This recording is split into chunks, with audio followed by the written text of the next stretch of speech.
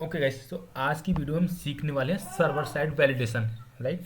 Server side validation क्या होता है?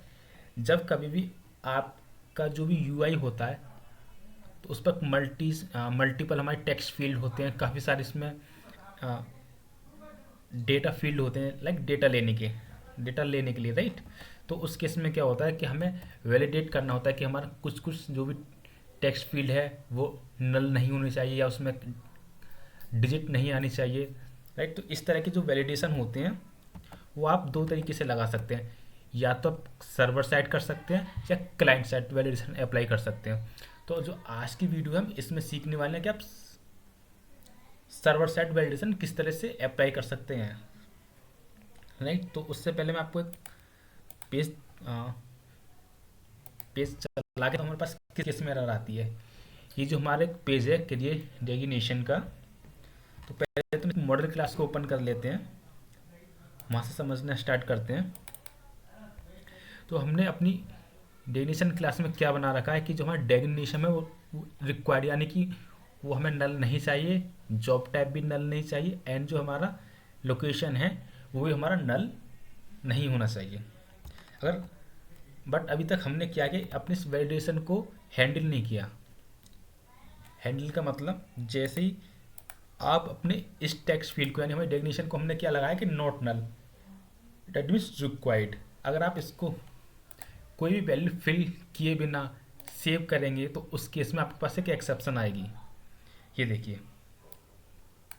राइट। क्योंकि हमने अपनी मॉडल क्लास में डिफाइन कर रखा है कि हमें इसमें नोटल वैल्यू नहीं भेजनी है। तो इस वीडियो में यही देखेंगे आप किस तरह से इसको हैंडल कर सकते हैं। राइट। ये जो हमारे पास रिक्वायर्ड की एंड काफ़ी सारे डेटा एनोटेशन है जो कि डॉट नेट ने प्री बिल्ड बना के दिए हुए हैं, तो हम इन्हीं का यूज़ करने वाले हैं। एंड साथ के साथ हम सीखने वाले हैं अगर आपको कोई भी कस्टम वैलिडेशन बनाना है तो आप उसको किस तरह से क्रिएट कर सकते हैं। तो आपको अपने इस एक्सेप्शन को हैंडल करने के लिए क्या करना होगा। ओके। तो आप चलते अपने कंट्रोलर में। तो हमारे पास जो पेज था डेजिग्नेशन का, तो यहाँ पर हमने सेव पर क्लिक किया तो हमारे पास एक्सेप्शन आई। तो सेव बटन को जब हम हिट क्लिक करते तो उस केस में हमारे पास ये डेजिग्नेशन सेव का फंक्शन कॉल होता है। तो यहाँ पर हम वैलिडेट करेंगे, इसके लिए हमारे पास एक प्रॉपर्टीज होती है, इफ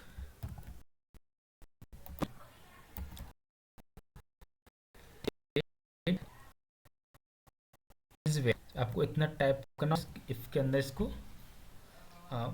पास कर देना है। अगर हमारी वैलिडेशन फेल होती है तो उस केस में करना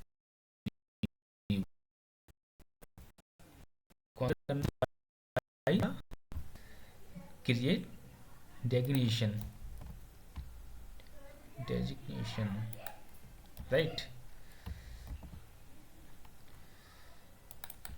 तो हम यहाँ पर इसको सेट कर देते हैं। अगर इसके पास अगर वैलिडेशन फेल होता है तो उस केस में ये रीडायरेक्ट हो जाए।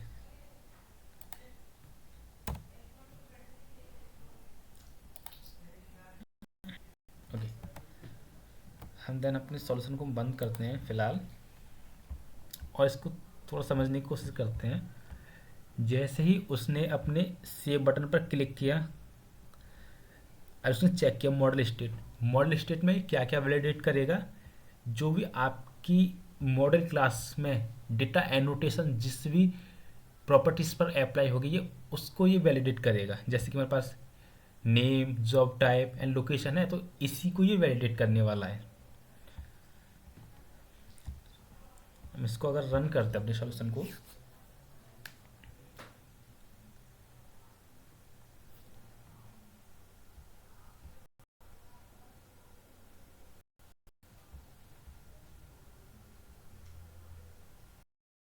अगर इस केस में अगर हम सेव बटन क्लिक करें उस केस से एक एक्सेप्शन आने वाली है। वो एक्सेप्शन का रीज़न क्या है वो भी हम भी समझने वाले हैं। हमने अपने एक्शन मेथड में मॉडल स्टेट की हेल्प से इसको वैलिडेट कर लिया। देन अगर आप इस पर सेव क्लिक करेंगे तो इस केस में हमारे पास एक एक्सेप्शन आई। उसका रीज़न क्या है, ये देखिए। अगर हम चलते अपने कंट्रोलर पर, अच्छा सॉरी, हमने अभी दूसरे पेज पर हिट किया है तो हमें ये नहीं करना था। तो हम एक बार बैक करते हैं और डेफिनेशन पेज पर चलते हैं, देन यहाँ पर सेव करते हैं। इस केस में हमने इसको हैंडल किया था, तो इस केस में हमारे पास कुछ और एक्सेप्शन आई। इस एक्सेप्शन का रीज़न क्या है, जैसे ही आपने अपने फंक्शन को हिट किया तो उस केस में इसने चेक किया मॉडल स्टेट, तो यहाँ पर एक बार हम डी वगैरह लगा लेते हैं और कंटिन्यू करके फिर से एक बार डी बार हिट करते हैं, नहीं तो उस केस में अगर हम सेव पर क्लिक करते हैं तो ये इस पर अगर माउस ओवर करेंगे तो ये दिखाता है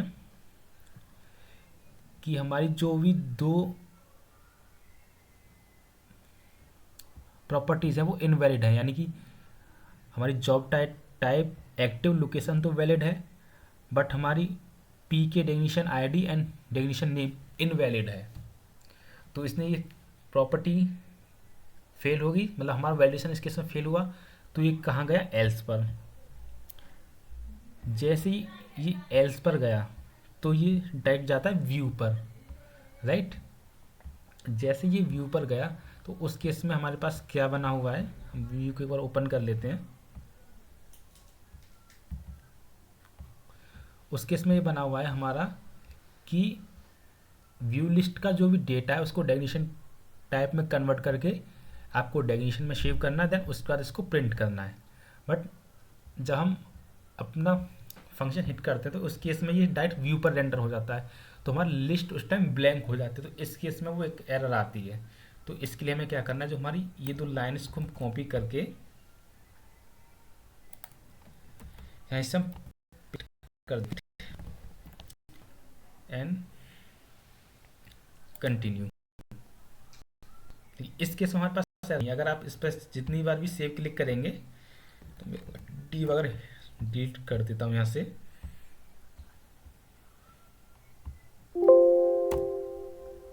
राइट। ओके, पर हम पेज को रिफ्रेश भी कर लेते हैं।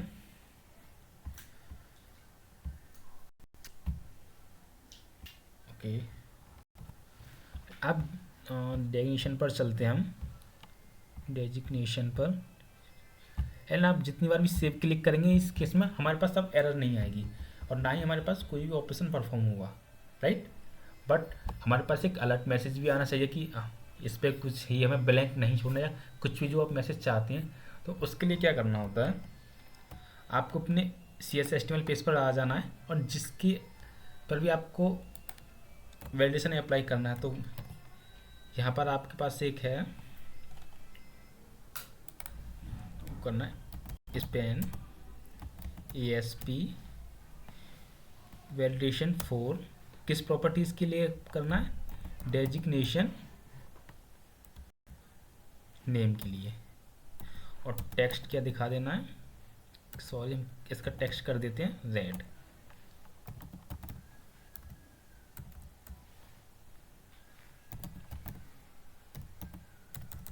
कि ये नहीं, हमारे पास क्या क्लास है, एक मिनट, तो हमारे पास है टेक्स्ट डेंजरिक बूटस्ट्रैप क्लास। ओके, चेक करते हैं इस केस में ये हमारा मैसेज प्रिंट हो रहा है या नहीं। ओके, ये देखिए, हम अगर रिफ्रेश करते हैं अपने पेज को, ओके रिफ्रेश करते हैं, अगर आप इस पर सेव क्लिक करेंगे तो अब आपके पास ये मैसेज आ गया। बट ये मैसेज हमने अभी इसको कहीं भी सेट नहीं किया, तो ये किस तरह से पढ़ रहा है कि the designation name field is required, right.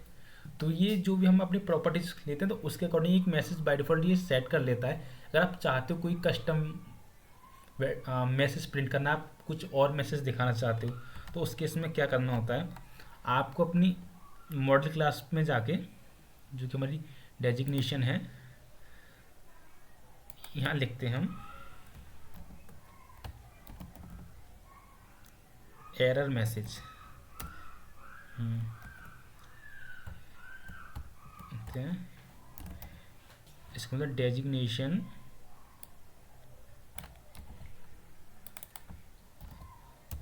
Is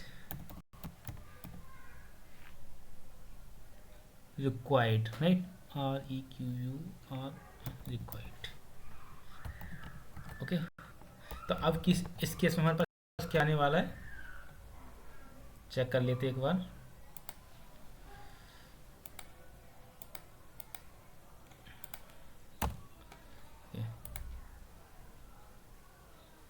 ओ ओ हम किसी और पेज पर जेंडर पर क्लिक कर दिए, हमें इस पर नहीं करना है, हमें डेजिग्नेशन वाले पर हम अपना टेस्ट कर रहे हैं डेटा। तो इस पेज को ओपन करते हैं and then save.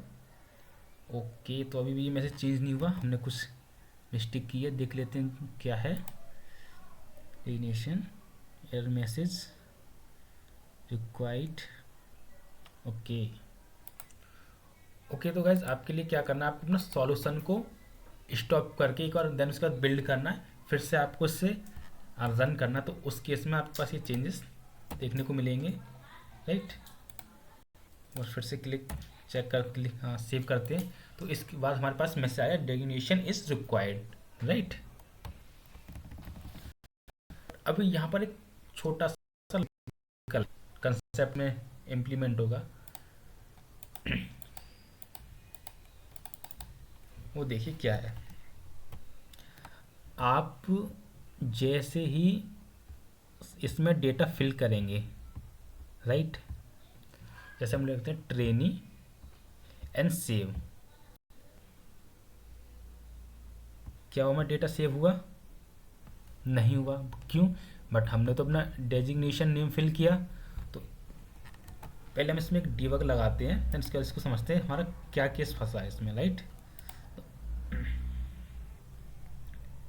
Designation okay and save. अब देखिए ये हमारा मॉडल स्टेट पर आया, हम इसको थोड़ा, अब देखिए अभी भी दिखा रहा है इज वैलिड फॉल्स, यानी कि हमारी डेजिग्नेशन आईडी है वो अभी फॉल्स हो रही है, यानी कि अब ये उसको भी वैलिडेट कर रहा है, यानी कि उसमें हमारी नल वैल्यू नहीं आ सकती। तो इसी प्रॉब्लम को सॉल्व करने का एक छोटा सा लॉजिक है। अगर आप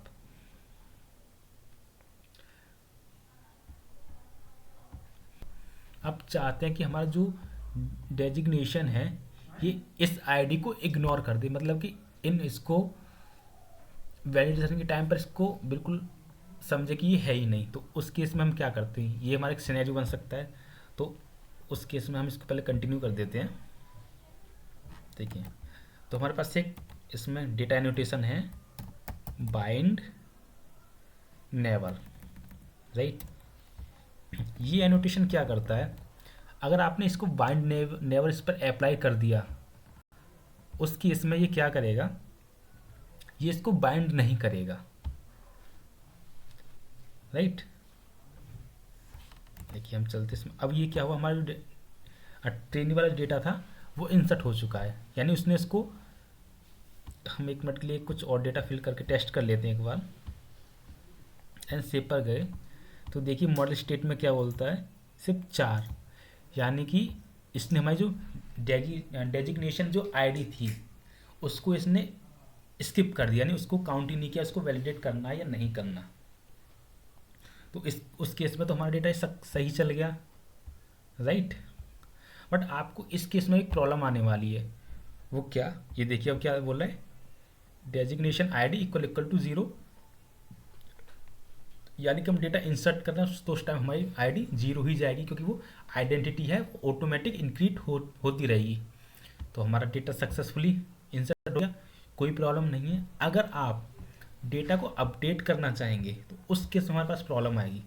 जैसे कि हम इसी डेटा को ले लेते हैं टेस्ट, इसका नाम रख देते हैं हम टेस्टिंग चेंज करके, राइट, और is active true, then update click करेंगे, हमारा फंक्शन हिट हुआ। देन इसने क्या किया, वैलिडेशन को, जो हमारी पी की आईडी थी उसको इसने स्किप कर दिया। हम नेक्स्ट करते हैं। अब देखिए हमारी डेजिग्नेशन आईडी क्या है, 0, कि अभी भी जीरो आ रही है। बट एडिट के केस में क्या होना चाहिए, जैसे हम एडिट पर क्लिक करते हैं तो हमारे पास हमने एक हिडन फील्ड बना रखा है जिसमें कि हमारी पी की डेजिग्नेशन आईडी को स्टोर करा लेते हैं, राइट। बट हमने अपने मॉडल में क्या डिफाइन कर दिया है कि इसको बाइंड नेवर, जिसका मतलब है कि ये इसको कभी भी बाइंड नहीं करेगा, स्किप करेगा हर केस में। तो इस केस में तो आपके पास ये प्रॉब्लम क्रिएट हो गई कि आप डेटा इंसर्ट करना चाह रहे हो तो सॉरी अपडेट करना चाह रहे हो तो वो इंसर्ट हो जाती है। देखिए डेटा सेव्ड सक्सेसफुली, अगर आप ग्रिड में जाके के देखेंगे तो हमारा डेटा अपडेट होने की बजाय इंसर्ट हो चुका है। तो इसको आपको किस तरह सॉल्व कर सकते हो, तो इसका जो सॉल्व करने का तरीका है हम यहाँ पे थोड़ा चेंज कर देते हैं। अपनी मॉडल क्लास में जाते हैं और हम इसको तो रिमूव कर देते हैं क्योंकि इस हमारा अपडेट का केस तो इस सिनेरियो में फेल हो चुका है। तो हम इसको बोल देते हैं कि भाई जो हमारी प्रॉपर्टीज़ है पी के डेजिग्नेशन आईडी ये नलेबल हो, यानी कि इसमें नल वैल्यू भी अगर आती है तो ये वैलिडेट हो जाए।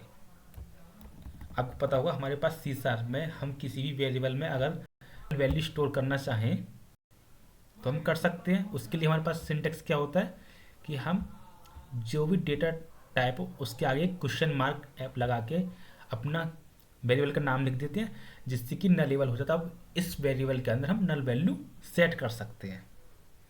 तो अब इसका क्या मतलब हुआ, ये देखिए अगर मैं ओके अभी इसको कुछ देर के लिए इग्नोर करते हैं, हम अपने सॉल्यूशन को फिर से एक बार रन करते हैं, समझेंगे कि एरर किस केस में आई थी अभी।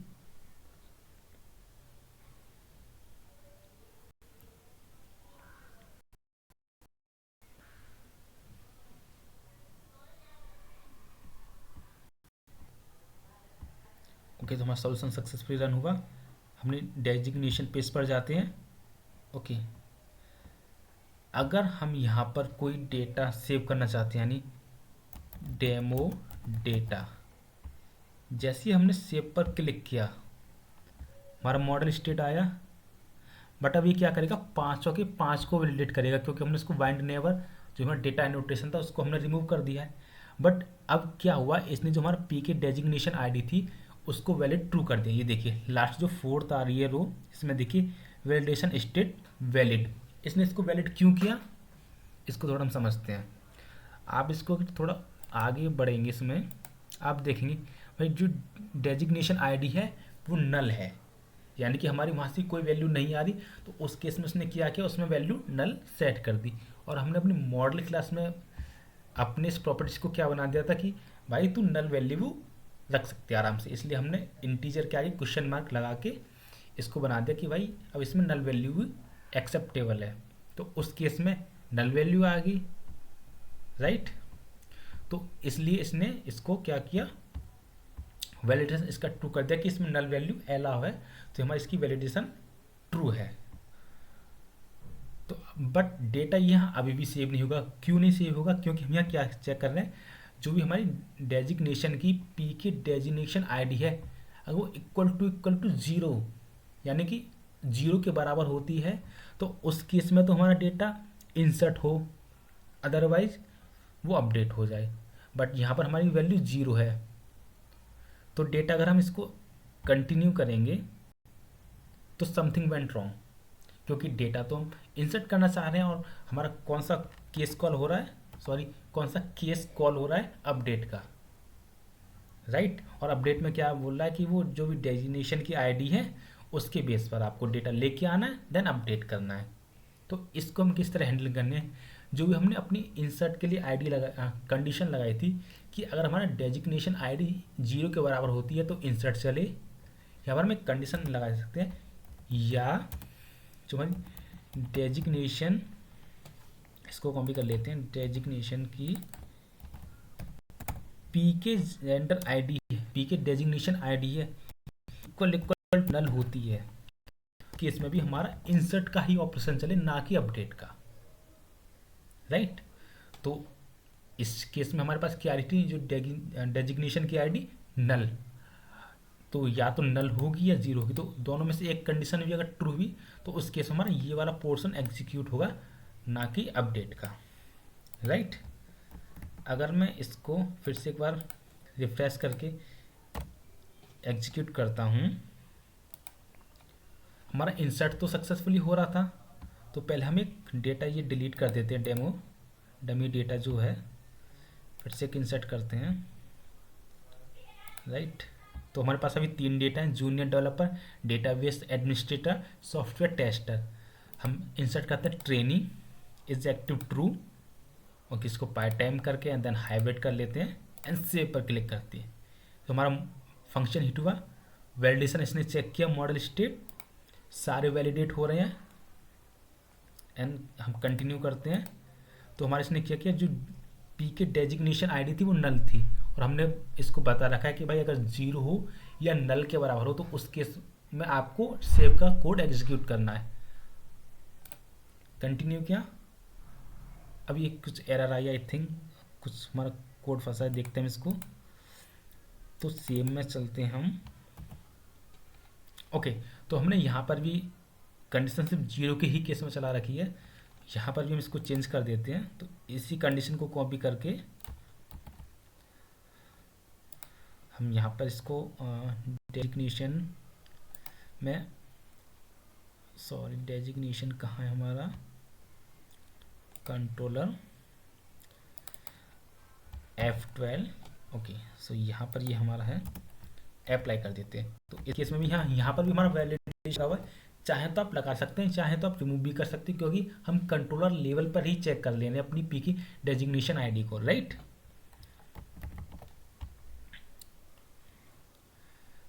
तो फिर से हम एक बार अपने सॉल्यूशन के पास चलते हैं एंड इसको रिफ्रेश करके एग्जीक्यूट करते हैं। तो एक बार अभी तक हमारे पास सिर्फ 3 ही डेटा है, हम इसमें भर देते हैं trainee is active true then save. अब इस पर हम जैसे चलते हैं, ये देखिए, इसको अगर कंटिन्यू करते हैं तो डेटा सेव्ड सक्सेसफुली, यानी कि इसने हमारी कंडीशन वहाँ जो डेजिग्नेशन क्रेड क्लास के अंदर जो भी कंडीशन थी वो भी हमने ठीक कर दी। तो उसके बाद हमारा डेटा सक्सेसफुली सेव हो चुका है, राइट।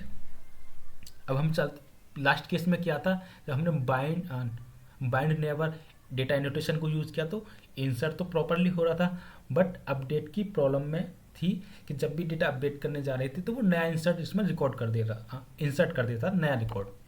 और हम इसी ठीक है, डेवलपर को ले लेते हैं। अगर हम इसको अपडेट करना चाहते हैं, इसे फुल टाइम एंड हाइब्रिड और इज एक्टिव फॉल्स और अपडेट करते हैं। हमारा फंक्शन हिट हुआ, चेक करते हैं, मॉडल स्टेट ट्रू है, बट इस बार हमारे पास जो भी डेजिग्नेशन में जो आईडी होगी वो कुछ डिफरेंट होगी, क्योंकि एडिट के केस में हमने सेट कर रखा है कि हमारी एक जो भी आईडी इसमें आती है प्रॉपर्टीज़ में उसको बाइंड कर दो और जो भी टेक्स्ट फील्ड है उसको हाइड कर दो, राइट। चेक करते हैं, इस बार हमारी डेजिग्नेशन में आईडी क्या है, 2, यानी कि ये कंडीशन भी ट्रू नहीं हुई, देन ये भी कंडीशन हमारी ट्रू नहीं हुई। तो उस केस में क्या होगा, हमारा एल्स पार्ट चलेगा, और एल्स पार्ट पे कोड हम क्या किए हैं कि डेटा हमारा अपडेट होना चाहिए। कंटिन्यू कर देते हैं हम, देखिए डेटा अपडेटेड सक्सेसफुली, चेक कर सकते हैं फुल टाइम हमने चेंज किया था एंड जो हमारी लोकेशन थी हाइब्रिड थी, इज एक्टिव ने फॉल्स किया था। तो हमारा इसमें इंसर्ट और डिलीट का केस चल जाता है जब हम इसमें वैलिडेशन अप्लाई करते हैं। तो अगर हम इसको अब एक बार कुछ सारे डिबग यहाँ से डिलीट कर देते हैं, देन अगर हम इसको प्रेस करके सेव पर क्लिक करते हैं तो हमारा इस पर एक वैलिडेशन लगा हुआ है, डेजिग्नेशन इज रिक्वायर्ड। तो उस केस में हमें ये विदाउट इसमें डेटा फिल किए हुए ही आगे इसमें नहीं जाने देगा, ओके। अभी तक तो ये हमने सीखा कि जो भी pre build ASP.NET MVC core के प्री बिल्ड डेटा एनोटेशन है, आप उसकी हेल्प से किस तरह से अपने प्रॉपर्टीज़ को वैलिडेट कर सकते हैं, राइट। तो यहाँ पर आपने मॉडल स्टेट इस डॉट इज वैलिड की हेल्प से अपने मॉडल प्रॉपर्टीज़ को वैलिडेट किया एंड उसके अकॉर्डिंग अपने सारे ऑपरेशन परफॉर्म कर लिए। बट हमारे पास इसमें मल्टीपल होते हैं, अगर आप गूगल पर सर्च करोगे तो आपको मल्टीपल डेटा एनोटेशन मिल जाएंगी। लाइक देखिए मैं कुछ इम्प्लीमेंट करके दिखाता हूँ। जैसे कि रिक्वायर्ड था, अगर हम बोलते हैं इसकी मैक्स लेंथ, मैक्सिमम लेंथ कितनी हो जाए, हम बोलते हैं भाई 3 तक हो। ये देखिए सेव किया, रिफ्रेश करते हैं अपने पेज को।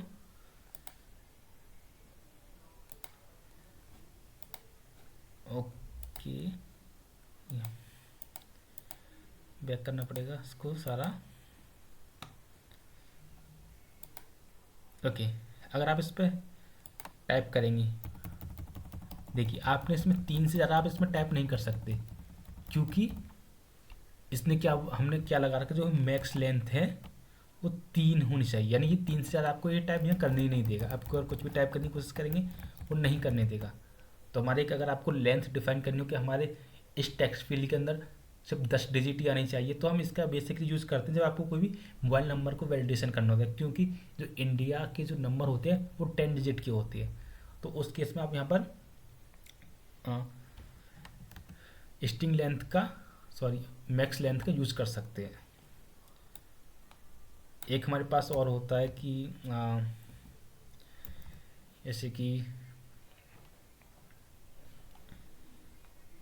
ओके, जैसे कि आप इसको बनाना चाहते हैं, इसका डेटा टाइप अगर चेंज करना चाहते हैं, data type bracket data type password. Password में क्या होता है कि जो भी हमारी टेक्स्ट फील्ड में जो भी वैल्यू फिल करते हैं तो वो हमें विजिबल नहीं होती, वो स्टार के फॉर्म में आती है, राइट। अब आप जिसमें टाइप करते चलेंगे तो ये हमारा टेक्स्ट फील्ड बन चुका है पासवर्ड टाइप का। तो ये हमारा, यहाँ से हम डेटा टाइप भी डिफाइन कर देते हैं। अब इसमें कुछ भी हम देख नहीं पाएंगे, जो भी होगा हमारा पॉइंट में दिखता रहेगा, राइट। इस तरह से काफ़ी सारे इसमें वैलिडेशन है, आप गूगल सर्च कर सकते हैं, राइट। एक इंटरेस्टिंग चीज़ क्या, अगर आप चाहते हैं कि हम खुद का एक कस्टम वैलिडेशन बनाएं तो वो किस तरह से कर सकते हैं। एमबीसी कोर हमें ये फीचर देता है कि अगर आप कोई खुद का भी वैलिडेशन बनाना चाहते हो तो वो भी आप क्रिएट कर सकते हो। किस तरह, वो मैं आपको दिखा देता हूँ, लेकिन वो हम अपनी नेक्स्ट वीडियो में करने वाले हैं, क्योंकि ये वीडियो काफ़ी लेंथी हो जाएगी। अगर मैं आपको दिखाऊँ तो ये देखिए हमने कस्टम वैलिडेशन बनाई, ये बहुत ही सिंपल सा कोड है, वो हम नेक्स्ट वीडियो में सीखने वाले हैं किस तरह से। अगर मैं इस वीडियो में इसको कंटिन्यू करूँगा तो वीडियो काफ़ी लेंथी हो जाएगी, राइट।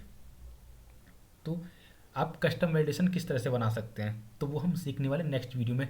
तो इस वीडियो में इतना ही कि हमने सर्वर साइड वैलिडेशन किस तरह से अप्लाई करना होता है, तो किस केस में हम उसको किस तरह से हैंडल कर सकते हैं। मल्टीपल हमने केस भी देखे, और भी कुछ केस बन सकते हैं, वो आपको खुद से ट्राई करना है। एंड ये हमने भी डेजिग्नेशन वाले पेज पर लगाया है, बट अभी तक हमने जेंडर वाले पेज पर कुछ भी अप्लाई नहीं किया। अगर आप इसमें सेव करते हैं तो उस केस में हमारे पास एक्सेप्शन मिलेंगी, राइट। तो आपको क्या करना है, ये आपका टास्क है, आपको खुद से अब जेंडर वाले पेज पर वैलिडेशन को परफॉर्म करना है, राइट।